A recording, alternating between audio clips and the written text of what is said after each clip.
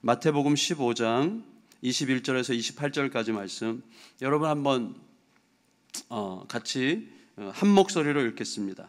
한 목소리로 마태복음 15장 21절에서 28절 여기 자막에도 있죠. 시작. 예수께서 거기서 나가사 두로와 시돈 지방으로 들어가시니 가나안 여자 하나가 그 지경에서 나와서 소리질러 이르되 주 다윗의 자손이여 나를 불쌍히 여기소서 내 딸이 흉악하게 귀신 들렸나이다 하되 예수는 한 말씀도 대답하지 아니하시니 제자들이 와서 청하여 말하되 그 여자가 우리 뒤에서 소리를 지르오니 그를 보내소서.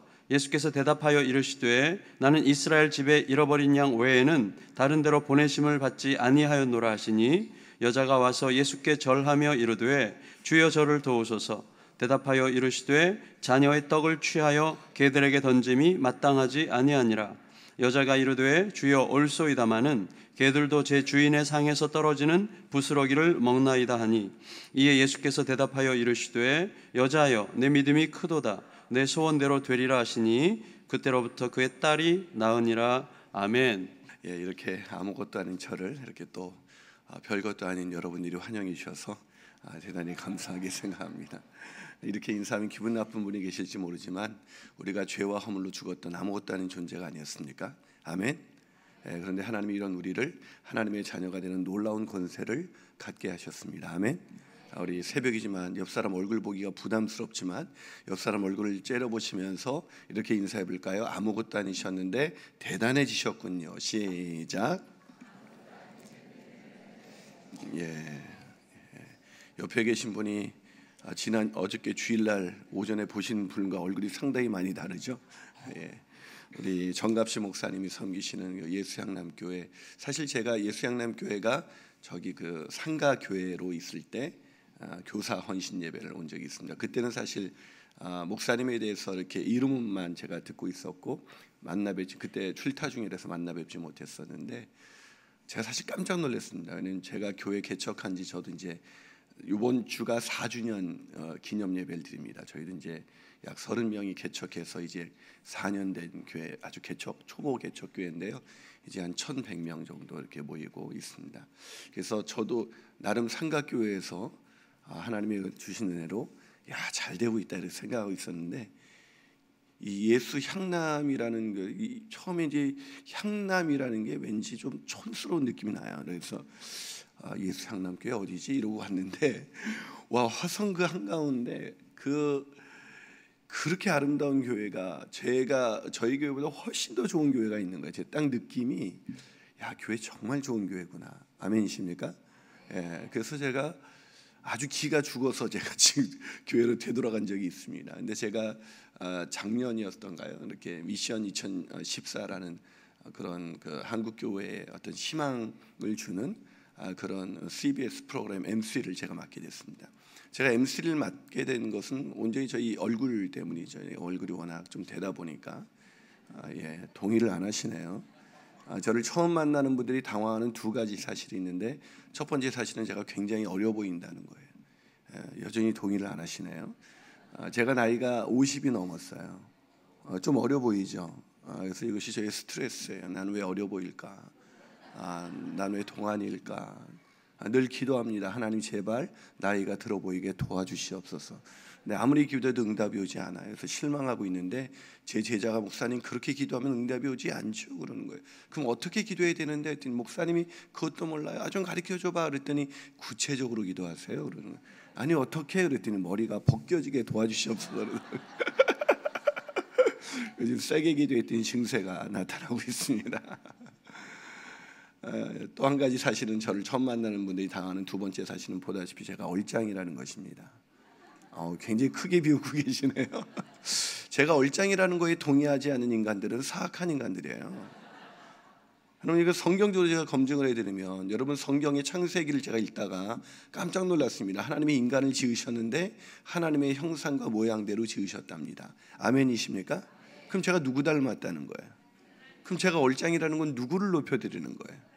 그럼 거기 동의하지 않는 인간은 사악한 인간인 것입니다. 제가 얼짱인 것을 믿으십니까? 요 앞에는 좀 신실한 분들이 계시는데 저 뒤에는 어둠의 세력이 강하게 역사하는 것 같아요. 우리 새벽에 나왔는데 옆 사람 얼굴 쳐다보면서 한번 축복해 볼까요? 자, 옆 사람 얼굴 쳐다보면서 인사합니다. 자, 이렇게 인사합니다. 이래봬도 당신은 하나님의 걸작품입니다. 시작. 예, 차마 말이 안 떨어지죠. 잊을 수 없는 인사법 한 가지 더 가르쳐 줄게요. 자, 얼굴 한 번만 더 쳐다보고 인사합니다. 이왕 고생하는 거 한 번 더 얼굴 쳐다보고 인사합니다. 아름다움이 죄라면 당신은 사형감입니다. 시작. 예. 그래서 제가 이 얼굴 때문에 이제 CBS에서 MC로 발탁이 돼가지고 했는데, 그때 미션지기로 이렇게 도와주러 오신 분이 정갑신 목사님이셨어요. 근데 어떻게 보면 다윗과 같은 작은 체구에서 이렇게 마무리를 하는 중간중간 이렇게 조언을 해주시는 이야기가 있었는데, 저는 사실 저보다 지혜롭거나 탁월한 사람을 본 적이 없어요. 근데 처음 봤어요. 와, 어떻게 저런 말이 나오지? 그래서 너무 제가 한눈에 반했어요. 그래가지고 그랬는데 예수향남교회 담임 목사님이시라는 거예요. 그래서 그때 교회, 예, 우리 정가시 목사님께서 박수로 한번 이렇게. 그 다음부터 제가 매료가 됐는데, 그 분당 우리 교회에서 개척한 몇 분의 목사님들이 저와 교제하고 싶다 그래가지고 저희 교회 찾아오셔서 저희가 이제 밥 먹으면서 목회에 대한 얘기를 나누다가, 우리 모임이 좀 더 업그레이드가 되려면 뭔가 통찰력을 주는 그런 목사님이 필요하다 싶어서 제가 정갑신 목사님께 우리 밥 먹는 모임에 함께 해주셔서 우리에게 조언을 주십시오 그랬더니 흔쾌히 오셔서 저희하고 아주 즐거운 그런 모임을 한 달에 한 번씩 행복한 목회자들의 모임이라는 그 모임을 통해서 우리가 어떻게 하면 더 건강한 교회 할 수 있을까, 어떻게 하면 하나님이 기뻐하시는 교회 할 수 있을까 함께 의논하는 저의 또 좋은 그런 리더로서 이렇게 계시기 때문에, 제가 사실은 여러분은 저를 잘 모르시겠지만 제가 꽤 알려진 목사예요. 별로 동의하지 않으시겠지만 제가 오늘 아침에 새벽에 와서 상처를 굉장히 많이 받고 있습니다. 그런데 그래서 그런지 제가 한 주에 보통 집회 요청이 한 20군데 들어옵니다. 그러면 제가 한 2군데만 가요. 근데 제가 이번 주에는 이미 날짜가 다 잡혀 있는데, 그래서 제가 죄송한 얘기지만 어저께 저녁에는 신도봉 교회 교사 헌신 예배를 인도했고, 오늘 내일은 새벽 예배를 인도해야 되고, 내일은 김천에 가야 돼요. 수요일 날은 김천에 가야 되고, 목요일 날은 그 왕성교회 가야 되고, 금토일 날은 그 동안교회라고 그 김도호 목사님 섬기시던 교회 젊은이 집회를 또 인도해야 돼요. 그러니까 이번 주는 절대로 월화는 쉬어야 되는 주간이에요. 근데 목사님이 전화를 주셔서 김 목사님 오실 수 있습니까? 근데 제가 순종했습니다. 왜냐하면 제가 가장 존경하는 목사님이시기 때문에, 여러분 너무나 귀한 목사님 섬기시는 교회에서 이틀간의 짧은 말씀이지만 하나님께서 큰 은혜 주시게 되시기를 주님의 이름으로 축원합니다. 특별히 여러분의 자녀들에게 한량없는 믿음의 축복이 임하게 되시기를 주님의 이름으로 축원합니다. 좀 전에 읽은 말씀을 가지고 어떻게 원하는 것을 얻는가라는 제목으로 하나님 말씀 함께 나누려고 합니다.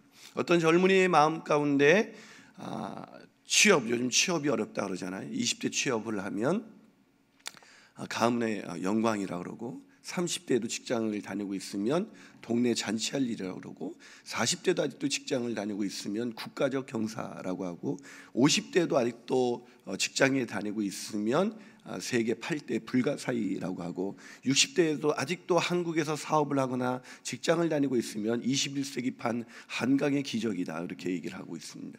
그런 시대에 직장을 잡지 못했던 한 젊은이가 있었는데, 어느 날 길 가다가 우연히 램프 하나를 주웠는데 혹시나 싶어서 한번 문질러 봤더니 갑자기 펑 하더니 이 램프의 요정이 나타난 거예요. 그러면서 주인님, 소원이 무엇입니까? 무엇이든 말하십시오. 그랬더니 이 사람이 아직 돈도 필요하고 취업도 못했고 또 결혼도 못했으니까 뭐라고 얘기했냐면, 근데 한 가지만 들어주겠다는 거예요. 이 사람에겐 돈도 필요하고 여자도 필요하고 결혼도 해야겠는데 한 가지만 필요하다는 거예요. 뭘 원하십니까? 한 가지만 말씀하십시오 했더니 이 사람이 신속하게 이렇게 외쳤다고 합니다. 돈, 여자, 결혼. 그랬더니 놀랍게도 이 놀라운 소원이 이루어졌습니다. 이 남자가 돈 여자와 결혼을 했습니다. 뭔 얘기인지 아직 새벽에 깨어나지 못하는. 여러분, 인생을 살아가면서 사람들의 마음 가운데 있는 가장 중요한 질문이 있다면 내가 어떻게 원하는 것을 얻을 수 있을까? 라는 질문이 아닐까요? 제가 최근에 읽었었던 책 중에 바로 와튼스쿨의 최고의 비싼 강의이자 인기 강의로 알려진 스튜어트 다이아몬드의 저작인 어떻게 원하는 것을 얻는가라는 책이 있습니다. 오늘 설교의 제목은 거기서 따온 것이죠. 우리 인생에 누구나 살아가면서 우리는 어떻게 원하는 것을 얻을 수 있을까? 그것을 우리는 소원이라는 단어로 사용하죠. 여러분의 인생의 소원은 무엇입니까? 오늘 이 새벽을 깨워서 자녀들과 함께 나왔던 여러분의 자녀들을 향한 여러분의 인생의 소원은 무엇입니까? 저는 여러분이 이 새벽을 깨워서 주 앞에 아래에 있는 모든 소원의 기도 제목이 다 응답되는 역사가 일어나게 되시기를 주님의 이름으로 축원합니다. 그렇다면 어떻게 우리의 소원을 이룰 수가 있을까요? 오늘 본문에는 마침내 원하는 것을 이루었던 소원이 이루어진 한 여인을 소개하고 있습니다. 그 여인이 딸이 심하게 병들어 있는데 그 병든 딸이 마침내 고침을 받게 된 것입니다. 오늘 28절은 오늘 본문의 결론을 이렇게 소개하고 있습니다. 자, 여러분 혹시 방송실에서 설교를 제가 인용할 때마다 본문을 계속해서 열어주시면 좋겠습니다. 28절을 보면 여러분 성경을 갖고 오셨다면 28절을 한번 같이 읽어볼까요? 읽습니다. 시작. 이에 예수께서 대답하여 이르시되 여자여 내 믿음이 크도다. 내 소원대로 되리라 하시니 그때로부터 그의 딸이 나으니라. 사랑하는 여러분, 소원이 이루어지는 그런 인생을 살고 싶지 않습니까? 여러분의 자녀를 향한 모든 소원이 이루어지는 그런 인생을 살고 싶지 않습니까? 그렇다면 오늘 본문에 그 소원을 이룰 수 있는 비밀이 소개되어 있습니다. 자, 그렇다면 우리가 어떻게 이 여인처럼 원하는 것을 얻는 인생, 소원을 이루는 그런 인생을 살아갈 수가 있을까요? 그 첫 번째 비결은 문제의 해결자이신 예수 그리스도께 나아가야 한다는 것입니다. 소원을 이루는 첫 번째 스텝은 문제의 해결자이신 예수 그리스도께 나가야 합니다. 이 원리를 듣는 순간 난 또 뭐라고 목사님이 뭔가 특별한 이야기를 하는 줄 알았더니 또 결국 그 얘기야 라고 생각하시는 분이 계시다면 그분은 이 새벽을 깨웠다 할지라도 소원이 이루어질 수는 없습니다. 여러분, 예수님께서는 우리 인생의 구원자이십니다. 그리스도, 그분은 우리의 문제의 해결자이시고 우리의 영혼의 문제뿐만 아니라 우리의 모든 문제의 해결자인 것을 믿으시기를 주님의 이름으로 축원합니다. 그러나 이 문제를 예수가 그리스도이시다, 예수가 문제의 해결자이시다라는 것을 믿는다는 것은 사실 결코 쉬운 문제는 아닙니다. 그 당시 대표적인 종교인들이 바로 예수 하나님 믿는 사람들이 바로 바리새인들이었습니다. 그런데 그 바리새인들도 예수가 문제의 해결자이신 그리스도이시다라는 것을 믿지 못했습니다. 오늘 본문이 있었던 마태복음 15장 앞구절을 가면 8절에 이런 구절이 있습니다.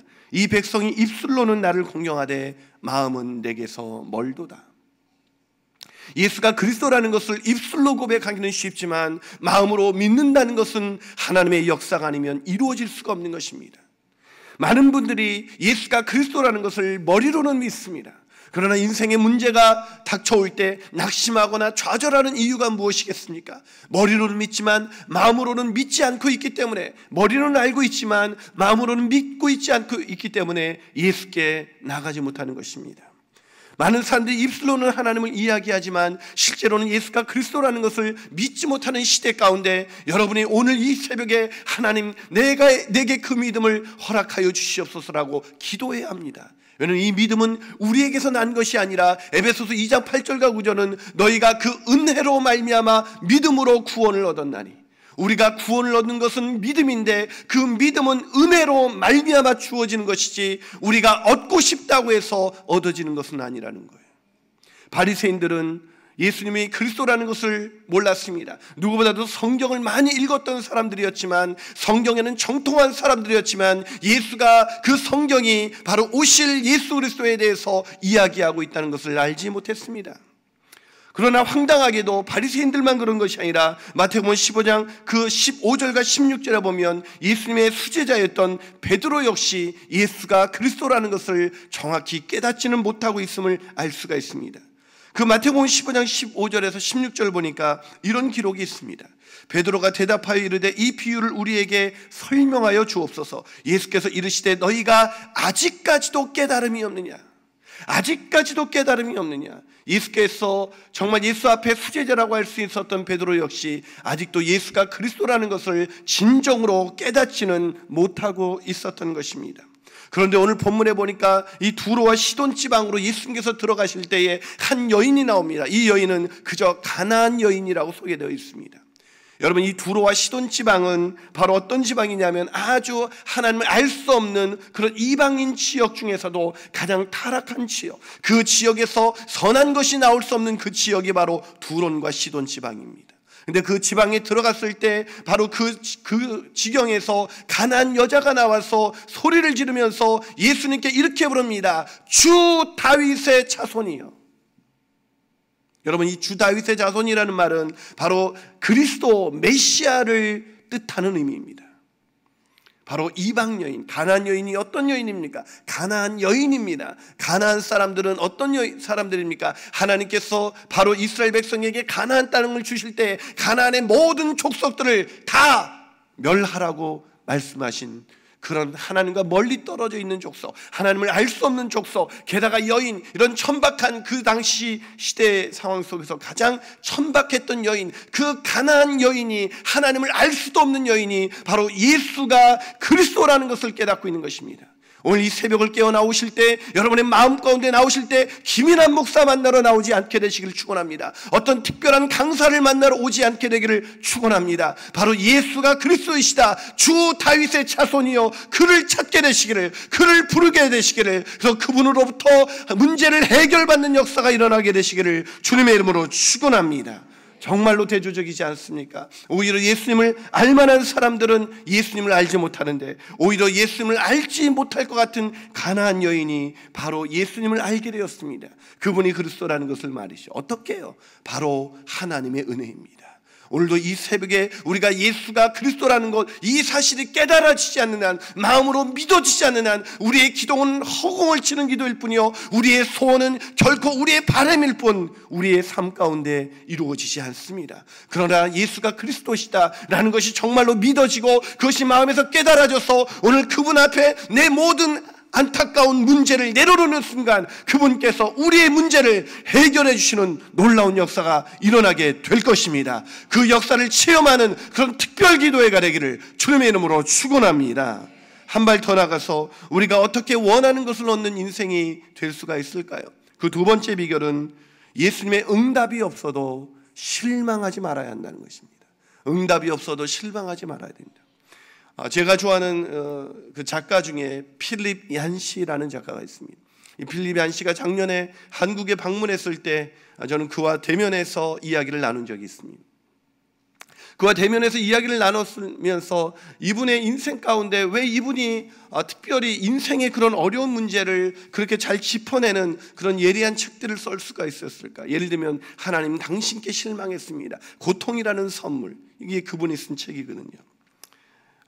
그분을 만나서 뭐라고 했더니 이분이 첫돌이 되기도 전에 그의 아버지가 온몸이 굳는 폴리오 바이러스라는 바이러스에 감염이 되었습니다. 그의 아버지의 온몸은 마비되었고 호흡 보조기로 겨우 생명을 연명할 수밖에 없었습니다. 이 사람이 3살이었을 때 말입니다. 아버지를 그 필립 얀시가 아버지를 볼 수 있는 유일한 방법은 바로 격리병동실 창가로 보여지는 닿을 수 없는 그 창가를 통해서만 아빠를 볼 수가 있었다고 합니다. 당시 자신과 3살 배기 그 형을 들어 올리는 거, 엄마가 들어 올려줘야 겨우 아버지를 볼 수 있었다고 해요. 아버지는 붙잡을 수도 없고 만질 수도 없는 존재였습니다. 그런데 더 당혹스러웠던 것은 이 아버지가 폴리오 바이러스에 걸린 이유가 바로 아버지가 선교사로 가기 위해서 작정하고 있었을 때 그런 일이 일어났다는 것입니다. 왜 하나님께서는 하나님의 나라와 하나님의 의를 위해서 그렇게 아버지가 헌신하는 그 순간 왜 이런 병에 걸리게 하셨을까? 수많은 사람들이 릴레이 기도를 하기 시작했습니다. 수천만 명의 사람들이 이 사람이 바로 나음을 입고, 병든 자가 나음을 입고 마침내 선교사로 가게 될 것이다, 그런 꿈을 가지고 희망을 가지고 소원을 가지고 기도했는데 그 모든 릴레이 기도는 그냥 무산되고 말았습니다. 결국 그의 아버지는 세상을 떠나고 말았습니다. 그런 그가 우리에게 쓴 책 중에 하나가 하나님 당신께 실망했습니다라는 책입니다. 그분은 우리가 하나님을 만나게 되면 하나님을 아는 순간부터 하나님께 실망하게 되는 세 가지 이유를 이렇게 소개합니다. 첫 번째, 하나님께서는 정말 공평하신가? 두 번째, 하나님은 왜 침묵하시는가? 세 번째, 하나님은 왜 숨어 계시는가? 여러분의 인생 가운데는 그런 경험을 하신 적 없어요? 오히려 예수를 신실하게 믿는 나보다 믿지 않는 가정의 아이가 더 잘 돼요. 제가 지구촌교회에서 일할 때였습니다. 한 아이가 저한테 와서 수능이 끝나고 나서 울부짖으면서 얘기했어요. 목사님, 예수 믿지 않는 불교회를 믿는 내 친구는 스카이 대학에 들어갔는데 왜 저는 이렇게 떨어져서 대학을 갈 수 없게 된 것이란 말입니까? 많은 부모님들의 소원이 뭐예요? 우리 아이들이 좋은 대학에 가는 거. 스카이 대학 가길 원하지 않으십니까? 스카이 대학 아시죠? S대, K대, Y대, 성남대, 경원대, 용인대, 스카이 대학에 다 가게 될 줄로 믿습니다. 아무도 아멘을 안 하시네요. 여러분, 대학이 인생을 좌우하지 않습니다. 믿음이 인생을 좌우합니다. 여러분의 자녀들이 믿음 갖게 되시기를 주님의 이름으로 축원합니다. 저는 3남매예요. 우리 누나가 공부를 지나치게 열심히 하는 인간과 살았습니다. 그런 인간과 살아보셨어요? 얼마나 피곤한지 몰라요. 이 인간은 학교 갔다 와서 의자에 앉으면 책상에서 일어나지를 않아요. 인간이 어떻게 그럴 수가 있어요? 저는 책상에 앉으면 30분만 지나면 냉장고가 궁금해졌습니다. 그럼 냉장고를 늘 열면 우리 어머님이 늘 하시는 말씀이 우리 이난이는 머리는 좋은데 공부를 안 해. 어디서 많이 듣던 얘기죠. 우리 누나는 마침내 공부를 열심히 해서 서울대학원 약학대학원을 수석으로 졸업했습니다. 나는 우리 누나가 세상을 바꾸는 위대한 인생을 살 줄 알았는데 지금 분당 순회역에서 약을 팔고 있습니다. 근데 저는 그렇게 걱정하던 저는 어떻게 인생을 사는가, 제가 한 번도 생각해보지 못했던 인생을 살고 있습니다. 제가 원했던 인생이 아니라 제가 감히 꿈꾸지도 못했던 인생을 살고 있습니다. 여러분, 제가 쓴 책이 교사들이여 절대로 가르치지 말라는 책이 6만 권이 넘게 팔렸어요. 별로 안 놀라시네요. 그 정도는 다 팔고 계시나 봐요. 여러분, 2만 권 팔리면 베스트셀러예요. 근데 6만 권이 팔려서 얼마 전에도 두란노선에서 4명이 찾아와서 목사님 원고를 주세요. 그래서 내가 원고를 주겠다고 괜히 말을 해가지고 지금 아직 명절에도 쉬지도 못하고 계속 원고 쓰느라고 정신이 없어요. 제가 아이들에게 쓴 그 청소년 분반공부 교재가 있는데 그 교재는 50만 권이 팔렸어요. 그래도 안 놀라시네요. 여전히 담력이 대단하신 분들만 모였습니다. 저는 제가 상상할 수 없는 인생, 제가 1년이면 수만 명의 아이들을 만나서 복음을 전합니다. 제가 사실 우리 예수양남 교회를 보면서 굉장히 도전받은 것 중에 하나가 대안학교예요. 저는 30년간 아이들 교육을 위해서 애써온 사람입니다. 저는 아이들을 위해서 늘 지금도 애들 50이 넘은 사람이 아이들 집회 가서 설교를 하는 사람이에요. 그런데 제가 이 기독대안학교에 대해서 꿈을 꾸지 못하고 있을 때 우리 정갑신 목사님을 만나면서 꿈을 꾸게 되었습니다. 그래서 우리도 내년이 5주년이 되는데 5주년이 될 때 저는 우리 교회에서 기독대안학교를 시작하고자 해요. 여러분도 기도해 주시기를 축원합니다.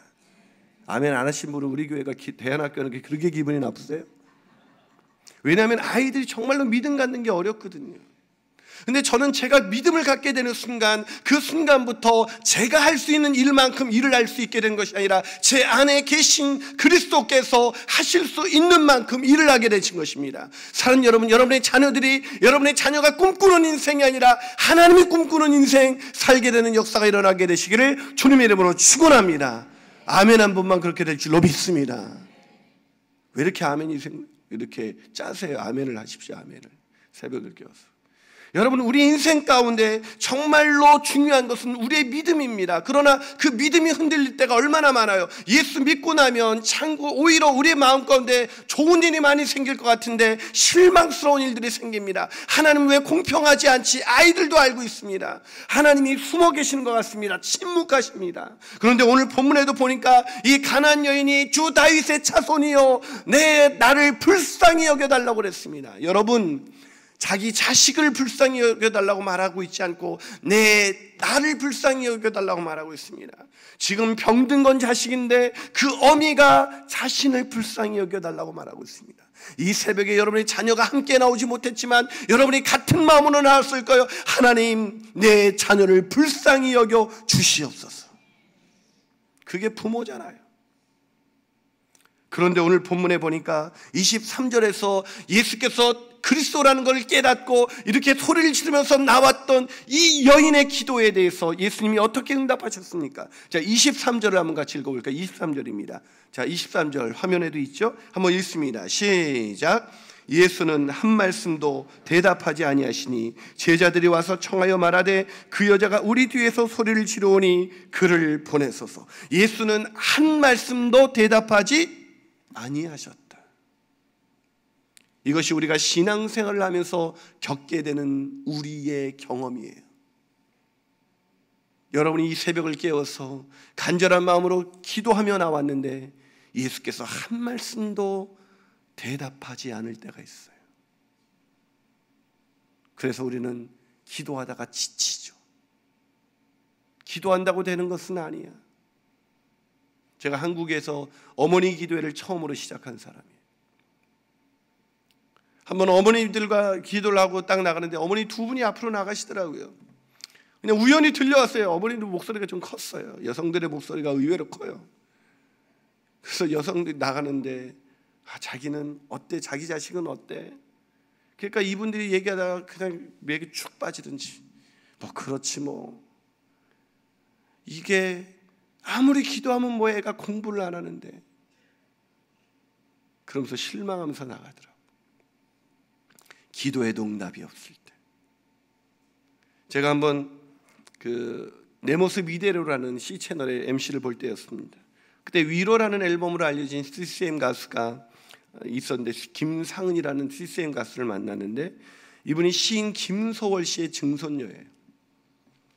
근데 이분이 왜 위로라는 앨범을 만들었을까 제가 질문했더니 셋째 아이를 가졌을 때 얘기를 하더라고요. 셋째 아이를 가졌을 때 여러분 그 뒤늦게 아이를 가지면 이 늦둥이를 이렇게 얻게 되면 정신을 못 차리더라고요.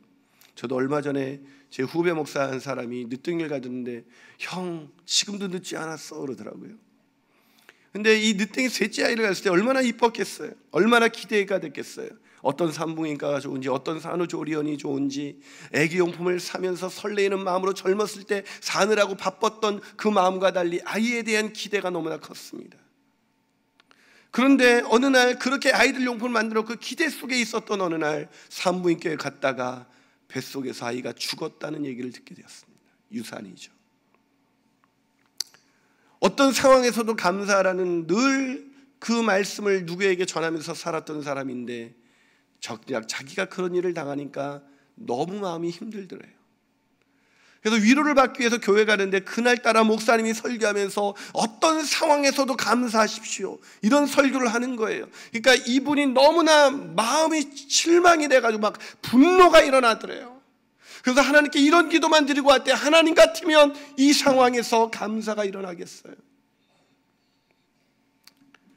5개월 된 아기를 유도분만하기 위해서 너무 막 잠도 안 오고 몇 날 며칠을 그렇게 울면서 시간을 보냈습니다. 그러다 결국 아이를 유도분만하기 위해서 아이도 죽은 아이도 꺼내려면 똑같은 그런 출산의 과정을 겪지 않습니까? 그래서 분만실에 누워 있는데 분만실 커튼 하나 사이로 갑자기 아기 울음소리가 들리는 거예요. 순간 그 분만실 커튼 하나 사이로 아기의 그런 생명력 있는 아이의 탄생의 울음소리, 이쪽에서 자기는 죽은 아이를 꺼내기 위해서 누워 있는데 저쪽에서는 생명이 탄생하는 거예요. 순간 아이 둘을 낳을 때 누군가는 이 분만실 커튼 하나 사이로 저쪽에서 나와 같은 고통스러운 그런 시간을 보내고 있었겠구나 생각이 드니까 갑자기 그 사람들에게 미안하더래요. 그래서 누워서 그걸 모른 채 살아왔던 게 너무나 미안했어요. 그래서 유산의 아픔을 느끼는 사람들에게 너무나 미안해서 그들 앞에 위로가 되고 싶어서 쓴 앨범이 위로라는 앨범이었어요. 그분이 그러더라고요. 너무 힘들 때는 사람의 말이 위로가 되지 않더래요. 괜찮아질 거야, 파이팅, 하나님이 더 좋은 것 주실 거야. 하나님께서 죽으나기보다 더 좋은 것이 어디 있어요. 우리가 간절히 원하는 소원의 기도 제목보다 그것이 좌절되었을 때 그거보다 더 좋은 것이 우리에게 어떻게 있을 수가 있겠습니까? 그래서 너무나 힘들어서 그렇게 누워있는데 갑자기 음성이 들려오더래요. 딸아, 힘들지? 주님의 음성이었어요. 그러면서 주님이 말씀하시더래요. 나는 알아. 나는 알아. 생각해보니 하나님께서도 독생자 예수 그리스도를 우리를 위하여 십자가에 죽게 만드시는 그 고통을 당하신 거예요. 그 순간 증조 할아버지였던 김소월 시인의 못 잊어라는 시가 떠오르더래요. 그 시는 이렇게 시작됩니다. 못 잊어 생각이 나겠지요.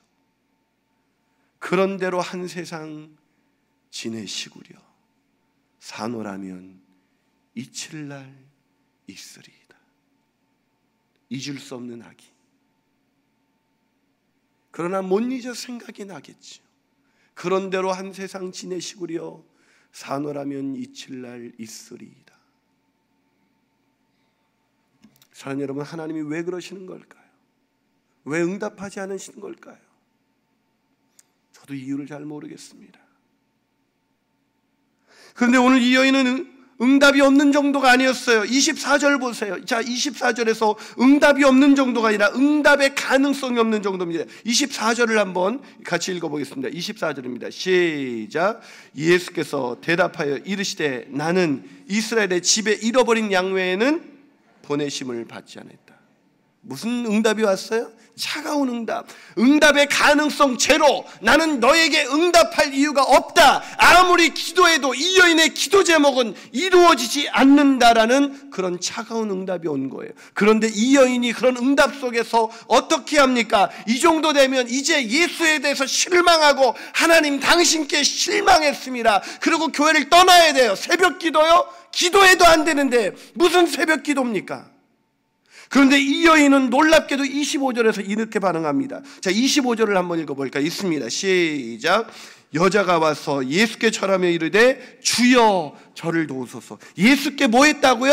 절하며. 보이십니까? 이 절하며라는 단어가 영어 성경으로 보니까 worship이라는 단어를 사용하고 있더라고요. 예수님께 경배했다는 거예요. 엎드려 경배했다는 것입니다. worship이라는 이 단어의 뜻이 뭐예요? 가치를 그분께 드리다. 최고의 가치. 내 인생의 기도응답이 좌절되는 그 순간에도 이 여인은 예수님께 절을 합니다. 그게 무슨 의미예요? 예수님께 예배하는 의미가 뭐예요? 내 인생의 모든 것이 좌절되는 그 순간에도 예수님만이 내 인생의 최고의 가치입니다.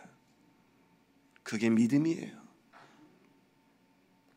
하나님께서 우리의 기도를 응답해 주셨기 때문에 그분이 하나님이 아니라 그분이 하나님이시기 때문에 그분이 하나님이신 것입니다. 이 여인은 그걸 알았던 거예요. 자신의 인생의 기도응답이 이루어질 때만 믿는 그 신은 우상을 섬기는 사람들도 기도에 응답될 때는 자신들이 믿는 신을 섬깁니다. 그런 사람들은 하나님이라는 우상을 섬기고 있는 거예요.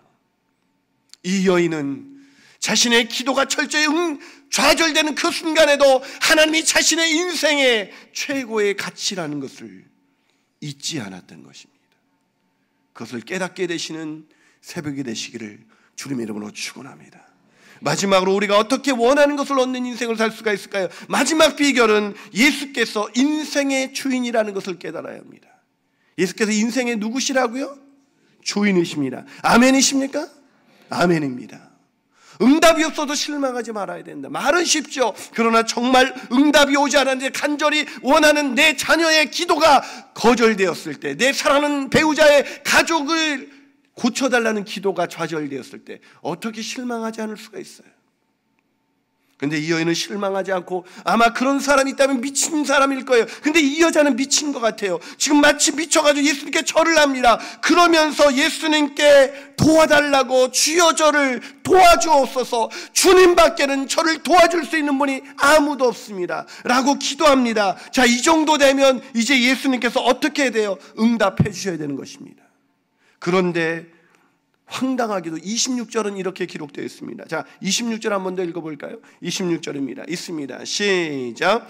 대답하여 이르시되 자녀의 떡을 취하여 개들에게 던짐이 마땅하지 아니하리라. 이게 여러분 할 말이에요?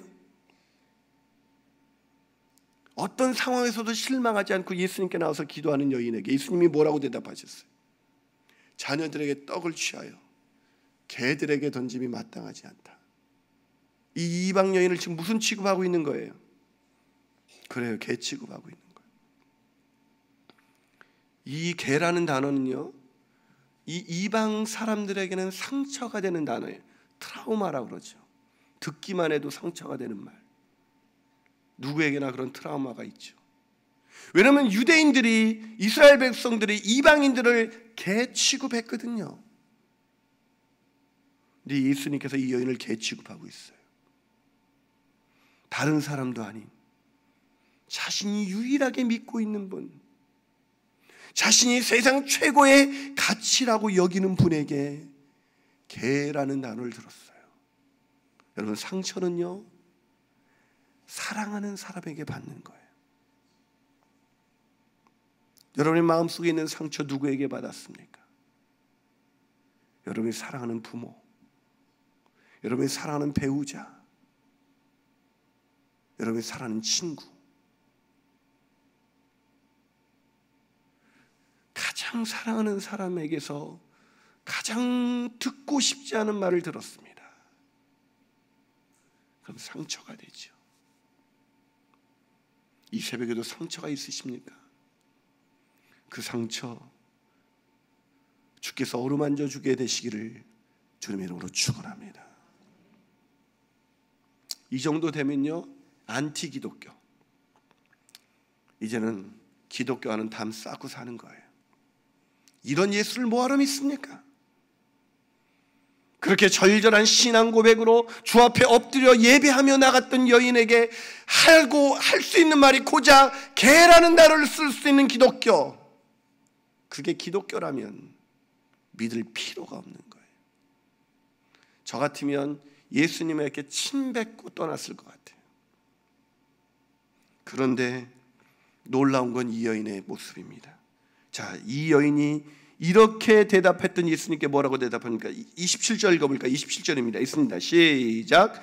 여자가 이르되 주여 올소이다마는 개들도 제 주인의 상에서 떨어지는, 지금 보이세요? 여자가 이르되 뭐라고 부르고 있어요? 예수님을 주여. 보이세요?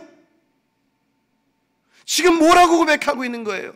예수님께서 저에게 개라고 부르는 그 순간에도 이 여인이 놓치고 있지 않았던 사실이 뭐예요? 그럼에도 불구하고 주님 맞습니다. 저는 개 같은 인생 살아왔습니다. 인생의 밑바닥을 걸어왔습니다. 가난한 여인, 여러분, 가난한 여인이라는 것은요, 이방인이라는 건 정말로 개 취급을 받았고 여인은 더 천하게 여겼던 그 시대, 그렇게 정말 밑바닥 인생 중에 밑바닥 인생을 살았던 여인이 뭐라고 고백하고 있어요? 그래요 주님, 저는 이 세상에서 그런 밑바닥 인생을 살았습니다. 그러나 이런 인생을 살았다 할지라도 개들도 제 주인의 상에서 떨어지는 부스러기를 먹지 않습니까? 개 같은 제 인생에 바뀌지 않는 사실 하나, 제 주인은 오직 예수 그리스도이십니다. 제가 개척한 지 1년이 되었을 때였어요.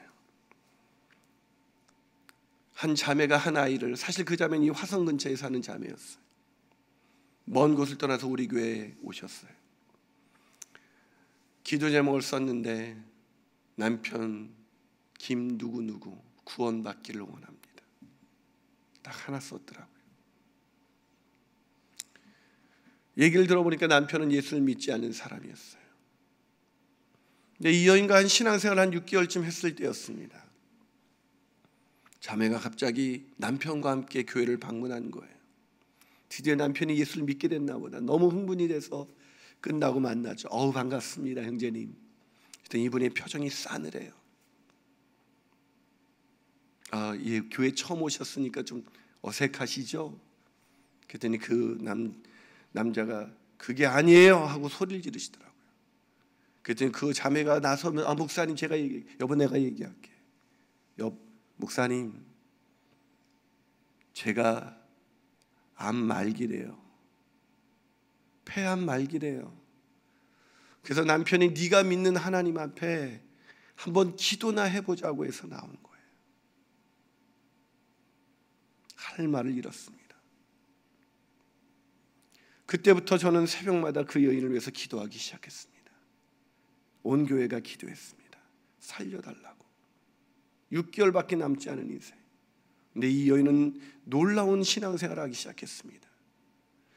평소에도 이 전도를 열심히 했던 자매인데 이 자매가 그 다음부터 전도를 얼마나 열심히 하는지, 그 목자가 저에게 찾아와서 목사님 이 자매 때문에 저희가 요즘 너무너무 목장이 은혜를 받아요. 우리가 애들 잘 되게 하라고 기도했던 거 다 사라졌어요. 왜요? 이 자매가 죽음을 앞둔 자매가 계속해서 한 영혼을 위해서 구원해 달라고 기도하는 제목을 내고 계속해서 자기를 내려고 이쪽 저쪽 사람을 만나면서 계속 전도를 하는 거예요. 일주일이면 5-6명에게 전도를 한다는 거예요. 한 번은 부산에 있는 자기 이모에게 전화를 합니다. 이모 어디가 웬일이니? 이모 나 폐암 말기래. 이모가 할 말을 잃습니다. 이모 걱정하지 마. 하나님이 고쳐주실 거야. 이모 나 만나러 올 수 있어. 이모가 부산에서 화성까지 옵니다. 그러고 만납니다. 그럼 만나면 자매가 이모 나 불쌍히 여기지만 난 너무나 평안해. 난 너무나 행복해. 그러면서 복음을 전합니다. 불교에 대학에 다니는 그 이모가 그 염주를 내려놓고 예수님을 영접하고 돌아갔습니다. 친구에게 전화를 겁니다. 서울 사는 친구에게. 어디가 웬일이니? 놀라지 마. 나 폐암 말기래. 나 만나러 올 수 있니? 그렇게 해서 계속 복음을 전해요. 죽음을 앞두고 의연하게 복음을 전하는 그 자매 앞에서 우리 온 교회가 충격을 받았습니다. 온 교회가 기도하기 시작했습니다. 살려주세요. 근데 6개월이 지나서 7개월쯤 됐을 때 어느 날 자매가 목사님 남편과 함께 와서 목사님 저희를 위해서 기도 한번 해주세요. 왜요? 그랬더니 저 아무래도 하나님이 고쳐주신 것 같아요. 6개월이 넘었잖아요. 내일 검진 받으러 갈 거예요. 왜요? 왜냐하면 병원에서는 할 수 있는 일이 아무것도 없었거든요. 분명히 하나님이 고쳐주셨으니까 검진받고 그 자리에서 의사에게 복음을 전하겠다는 거예요. 정말 열심히 기도했습니다. 그리고 돌려보냈는데 연락이 오지 않아요. 나중에 목자한테 들었더니 더 악화됐대요. 화가 났어요. 분노가 일어났습니다. 하나님 지금 제정신이에요. 지금 역사하지 않으면 언제 역사하시려고 지금까지도 침묵하고 계십니까? 분노가 일어났는데 정작 자매는 평안한 거예요. 이제 임종을 앞두고 샘물 호스피스로 이송이 됐습니다. 분당 서울대병원에서 이제 마지막이라고, 왜냐하면 이 암세포가 뇌까지 전이 돼서 막 횡설수설을 했어요. 횡설수설하는 그 자매를 보면서 정말 하나님이 원망스러웠습니다. 근데 샘물 호스피스에 이제 죽음을 앞두고 가 있는 그 자매를 방문했는데 그날 정신이 돌아온 거예요. 제가 자매한테 물었어요.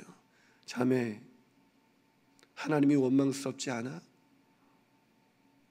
너무나 밝게 웃는 그 자매를 보고 저는 이해가 되지 않았어요. 그랬더니 자매가 씩 웃더니 아니요. 아니 왜? 나 같으면 원망될 것 같은데. 그랬더니 자매가 이렇게 대답했습니다. 하나님이 제 소원 이루어 주셨잖아요. 아니 무슨 소원을? 제 남편 구원해 주셨잖아요. 그래도 그렇지, 당신 남편 구원 받았으면 애가 이제 2돌이 지난 애는 어떡하고? 그랬더니 자매가 이렇게 말하더라고요. 목사님, 걱정하지 않아요. 아니, 왜? 예수님이 내 인생의 주인이시잖아요. 사랑하는 여러분, 예수가 여러분의 인생의 주인이십니까? 기도하시겠습니다.